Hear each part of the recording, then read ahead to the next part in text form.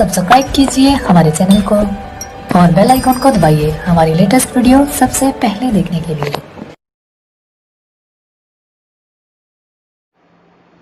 जैसा कि आप देख रहे हैं एनसीईआरटी किंगडम मंत्रा और मैं छोटू। आज हम इतिहास का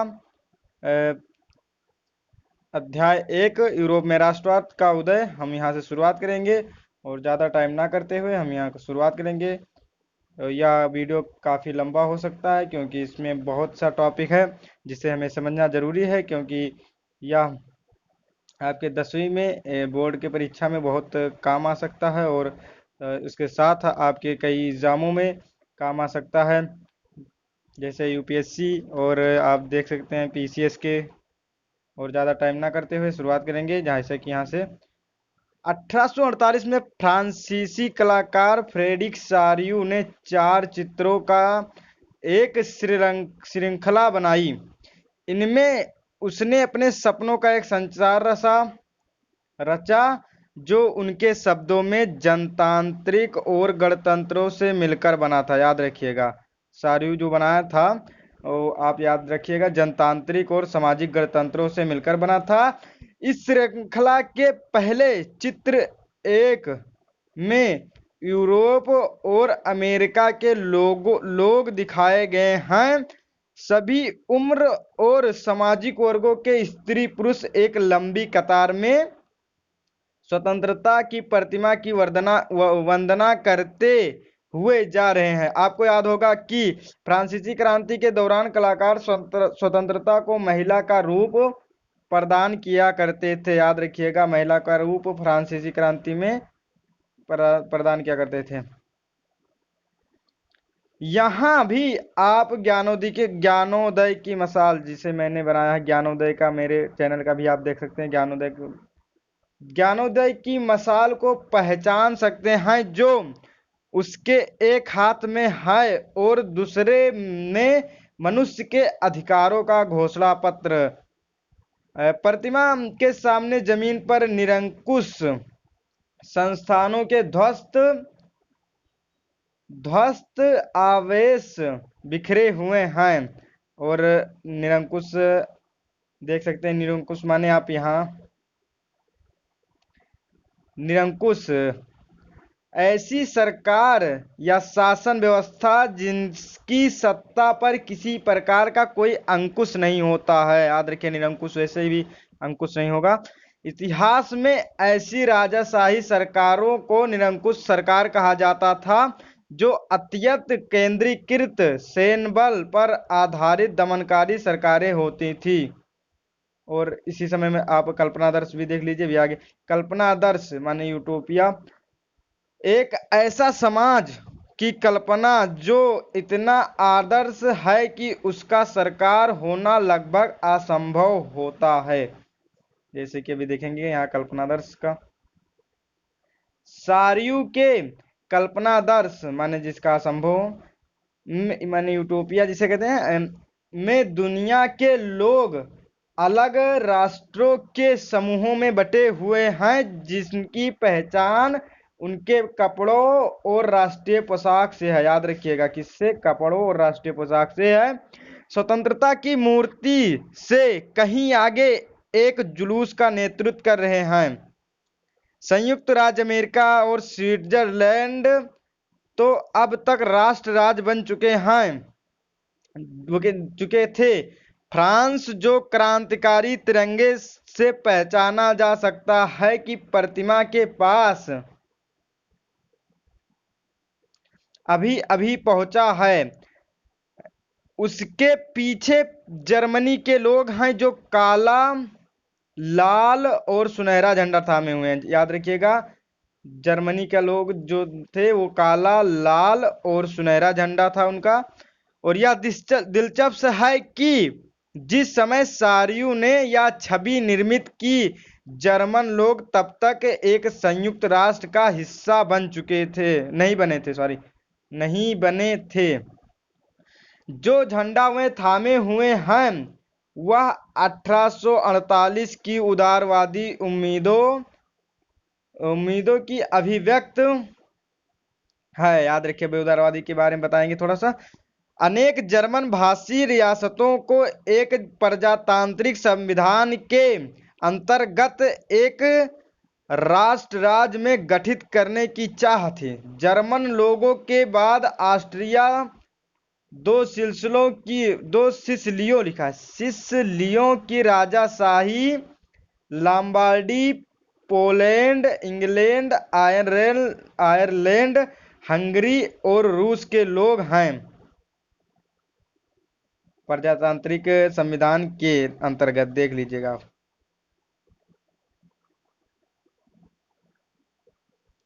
ऊपर स्वर्ग के ईसा मसीह, संत और फरिश्ते इस दृश्य पर अपनी नजर जमाए हुए हैं। चित्रकार ने उनका इस्तेमाल दुनिया के राष्ट्रों के बीच भाईचारे का प्रतीक के रूप में किया है। याद रखिएगा, इसमें पूछ भी एक ये चित्र देकर बोर्ड में पूछा जा सकता है कि इसका आप पूर्ण विस्तार बताइए। तो आप याद रखिएगा, जो ऊपर के ईसा मसीह के फरिश्ते दिए गए हैं भाईचारे का प्रतीक के रूप में किया गया है, याद रखिए। और इस अध्याय में ऐसे कई विषय उठाए जाएंगे जिनकी काल्पनिक अभिव्यक्ति सारियों ने चित्र एक में की थी। 19वीं सदी के दौरान राष्ट्रवाद एक ऐसी ताकत बनकर उभरा जिसने यूरोप के राजनीतिक और मानसिक जगत में भारी परिवर्तन ला दिए।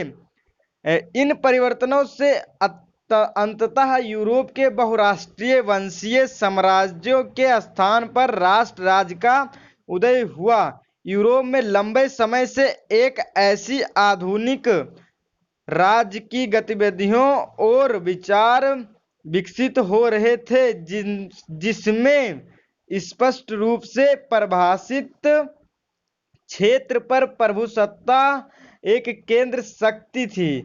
याद रखिए, केंद्र शक्ति थी। लेकिन राष्ट्र राज्य में न केवल उसके शासकों बल्कि उसके अधिकांश नागरिकों में एक साझा पहचान का भाव और साझा इतिहास या विरासत की भावना थी। साझेपन की यह भावना अनंत काल से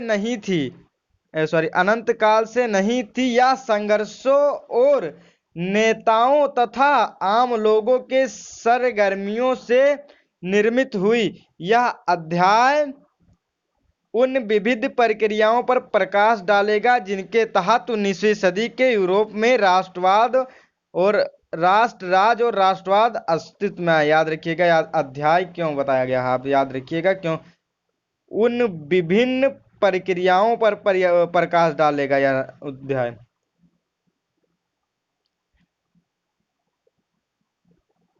और यहाँ पर अर्नस्ट रेनर ने राष्ट्र के बारे में कुछ लिखा है, हम इसके बारे में पढ़ लें थोड़ा सा।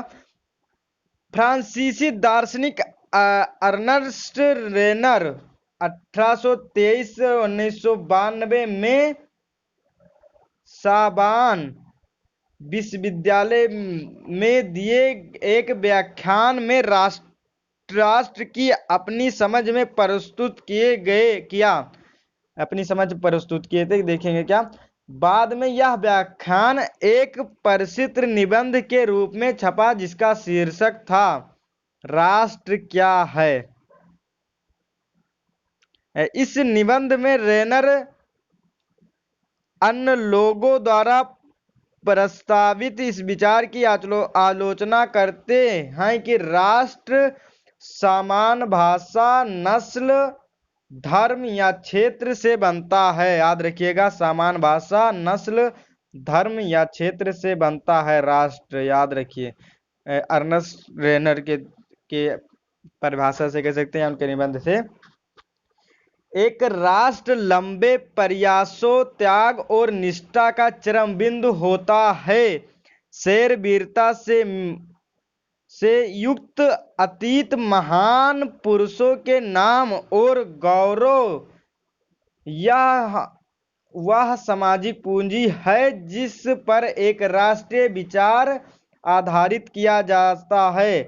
अतीत में समान गौरव होना वर्तमान में एक समान इच्छा संकल्प होना, साथ मिलकर महान काम करना और आगे ऐसे काम और करने की इच्छा, एक जन समूह होने की सब जरूरी शर्तें हैं। अतः राष्ट्र एक बड़ी और व्यापक एकता है इस उसका अस्तित्व रोज होने वाले जनमत संग्रह प्रांत उसके निवासी हैं। अगर सलाह लिए जाने का किसी का अधिकार है तो वह निवासी ही हैं। किसी देश का विलय करने या किसी देश पर उसकी इच्छा के विरुद्ध कब्जा जमाए रखने एक राष्ट्र की वास्तव में कोई दिलचस्पी नहीं होती है। राष्ट्रों का अस्तित्व में होना एक अच्छी बात है, बल्कि यह एक जरूरत भी है। उनका होना स्वतंत्रता की गारंटी है, और अगर दुनिया में केवल एक कानून और उसका केवल एक मालिक होता है तो स्वतंत्रता का लोप हो जाएगा। याद रखिएगा, अगर एक कानून रहेगा दुनिया में और केवल उसका एक ही मालिक रहेगा तो स्वतंत्रता का उल्लंघन आप कह सकते होगा।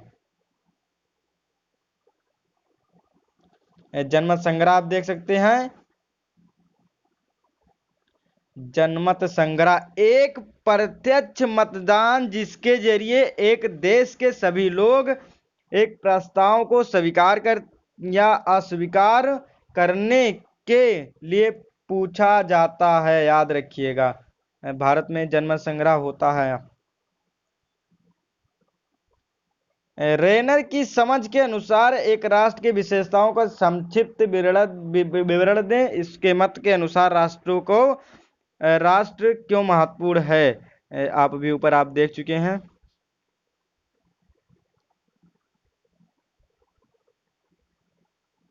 और आपका पहला टॉपिक है, यहां से शुरुआत होगा। फ्रांसीसी क्रांति और राष्ट्र का विचार। फ्रांसीसी क्रांति और राष्ट्र का विचार आप देखिए। राष्ट्रवाद की पहली स्पष्ट अभिव्यक्ति 1789 में फ्रांसीसी क्रांति के साथ हुई। आप याद रखिएगा, पहली अभिव्यक्ति कब शुरुआत हुई राष्ट्रवाद की? 1789 में फ्रांसीसी क्रांति के साथ हुई। जैसा कि आपको याद होगा कि 1789 में फ्रांस एक ऐसा राज्य था जिसके संपूर्ण भूभाग पर एक निरंकुश राजा का आधिपत्य था। निरंकुश माने आप ऊपर भी देख चुके हैं। फ्रांसीसी क्रांति से जो राजनीतिक और संवैधानिक बदलाव हुए उनसे प्रभुसत्ता राजतंत्र से निकलकर फ्रांसीसी नागरिकों के समूह में आए, हस्तांतरित हो गए। क्रांति ने घोषणा की कि अब लोगों द्वारा राष्ट्र का गठन होगा और वे ही उनकी नियति तय करेंगे। याद रखिए, प्रारंभ से ही फ्रांसीसी क्रांतिकारियों ने अनेक कदम उठाए, जैसे आप देखिए, जिनसे फ्रांसीसी लोगों में एक सामूहिक पहचान की भावना पैदा हो जा सकती है। पृथ्वी और नागरिक जैसे विचारों ने एक संयुक्त समुदाय के विचार पर बल दिया, जिससे याद रखिएगा क्या क्या संयुक्त समुदाय के ऊपर बल दिया, देखिएगा पृथ्वी और नागरिक आप देख सकते हैं। जैसे विचारों ने संयुक्त समुदाय पर बल दिया जिसे एक संविधान के अंतर्गत समान अधिकार प्राप्त थे। अतः एक नया झंडा तिरंगा द ट्राई कलर कहा लिखा है, हाँ, चुना गया, जिसने पहले के राष्ट्रध्वज की जगह ले ली। याद रखिएगा, एक नया झंडा तैयार किया गया और जिसमें फ्रांस माने झंडा तिरंगा उसका भी नाम था। भारत का भी झंडे का तिरंगा नाम है, लेकिन उसका भी राष्ट्र ध्वज की जगह ले ली। स्टेट जनरल का चुनाव सक्रिय नागरिकों के समूह द्वारा किया जाने लगा और उसका नाम बदलकर नेशनल असेंबली कर दिया गया। नई स्तुतियां रची गई, शपथें ली गई, शहीदों का गुणगान हुआ और यह सब राष्ट्र के नाम पर हुआ। एक केंद्रीय प्रशासनिक व्यवस्था लागू की गई जिसने अपने भूभाग में रहने वाले सभी नागरिकों के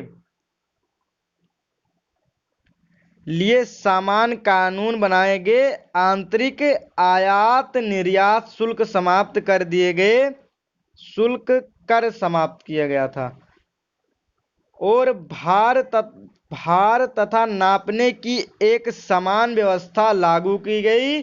क्षेत्रीय बोलियों को हतोत्साहित किया गया और पेरिस में फ्रेंच जैसी बोली और लिखी जाती थी। वही राष्ट्र की साझा भाषा बन गई। याद रखिएगा, पेरिस में क्रांतिकारियों ने यह घोषणा की कि फ्रांसीसी राष्ट्र का यह भाग्य और लक्ष्य था कि वह यूरोप के लोगों को निरंकुश शासकों से मुक्त कराएं।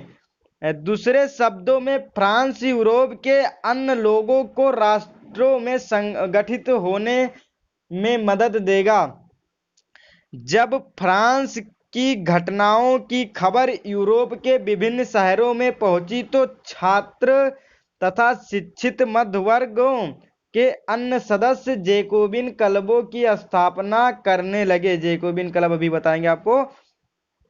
उनकी गतिविधियों और अभियानों ने उन फ्रेंच सेनाओं के लिए रास्ता तैयार किया और 1790 के दशक में हॉलैंड, बेल्जियम, स्विट्जरलैंड और इटली के बड़े इलाकों में घुसी।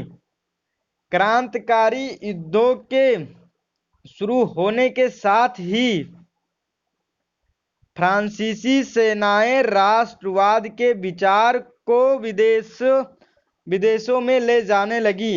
नेपोलियन के नियंत्रण में जो विशाल क्षेत्र आया वहां उसने ऐसे अनेक सुधारों की शुरुआत की जिन्हें फ्रांस में पहले ही आरंभ किया जा चुका था।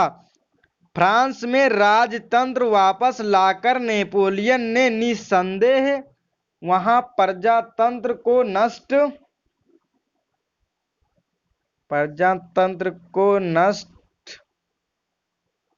किया था, मगर क्षेत्र में उसने क्रांतिकारी सिद्धांतों का समावेश किया था ताकि पूरी व्यवस्था अधिक तर्कसंगत और क्यों समावेश किया था, याद रखिए, तर्कसंगत और कुशल बन सके पूरी व्यवस्था। 1804 में नागरिक संहिता, जिसे आमतौर पर नेपोलियन संहिता के नाम से जाना जाता है, ने जन्म, अब देखिए नागरिक संहिता में क्या था, ने जन्म आधारित विशेष अधिकार समाप्त कर दिए। जन अधिकारित्व विशेष कर, जैसे कुछ जो अमीर है जो अमीर ही रहेगा, गरीबों और से अधिक अभी दिखेंगे नहीं, ऊपर कर दिए। और उसने कानून के समक्ष बराबरी और संपत्ति के अधिकारों को सुरक्षित बनाया। इस संहिता को फ्रांसीसी नियंत्रण के अधीन क्षेत्रों में लागू किया गया। डच गणतंत्र स्विट्जरलैंड इटली, याद रखिए डच गणतंत्र स्विट्जरलैंड इटली और जर्मनी में नेपोलियन ने प्रशासनिक विभाजनों को सरल बनाया, सामंती व्यवस्था को खत्म किया। सामंती व्यवस्था माने कि जो बड़े लोग गरीबों को सताते थे वही खत्म किया, और किसानों को भूदासत और जागीरदारी शुल्कों से मुक्त किया जाए। भूदासत और जागीरदारी के बारे में भी बताएंगे।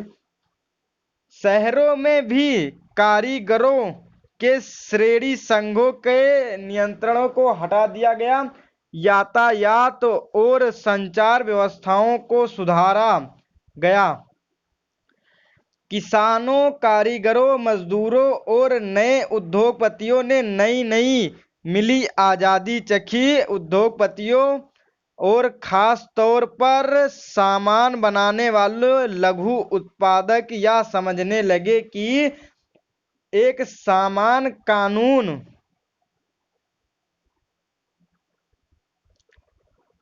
मानक भार तथा नाप और एक राष्ट्रीय मुद्रा से एक इलाकों से दूसरे इलाकों में वस्तुओं और पूंजी के आवागमन में सहूलियत है। याद रखिएगा, एक समान भार और नाप क्या जरूरी है फ्रांस के लिए उस समय, वस्तुओं का सामान माने कि आवागमन और सहूलियत जरूरी होगी।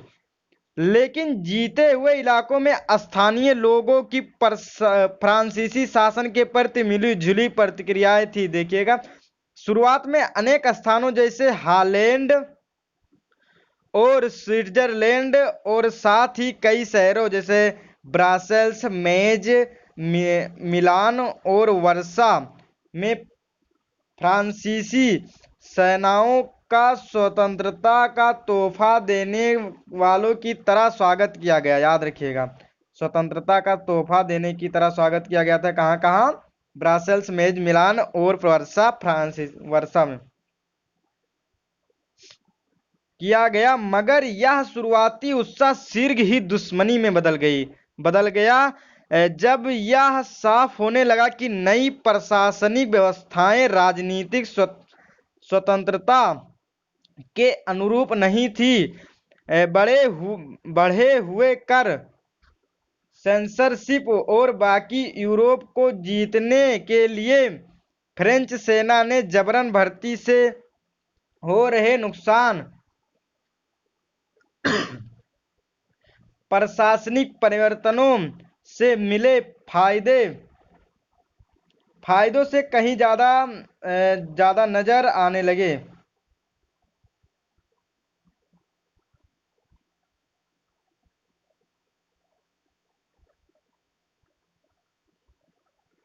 यहाँ पे एक चित्र देख सकते हैं, यहाँ पर देखिए लिखा गया है राइनलैंड डाकिया लाइप्सिग के आते हुए सब कुछ गंवा देते। देखेंगे यहाँ नेपोलियन 1813 में लाइप्सिग की लड़ाई हार कर फ्रांस लौटते हुए डाकिये के रूप में दर्शाया गया है। उसके झोले से गिरती हर चिट्ठियां पर उन भूभागों के नाम लिखे हैं जिन्हें अब वह हार चुका है। याद रखिएगा, जैसे आप देख सकते हैं यहाँ पर लिखा गया है, यहाँ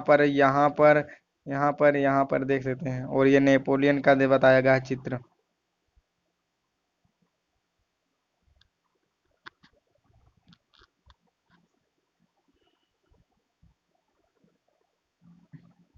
और आप दूसरा देख सकते हैं, यूरोप में राष्ट्रवाद का निर्माण के, यह मैंने आपको दूसरे पार्ट में आपको दिया जाएगा क्योंकि पहला पार्ट ज़्यादा लंबा हो जाएगा। और यह पार्ट 1 आपका ख़त्म होता है और पार्ट 2 का लिंक मैं डिस्क्रिप्शन में दे दूंगा।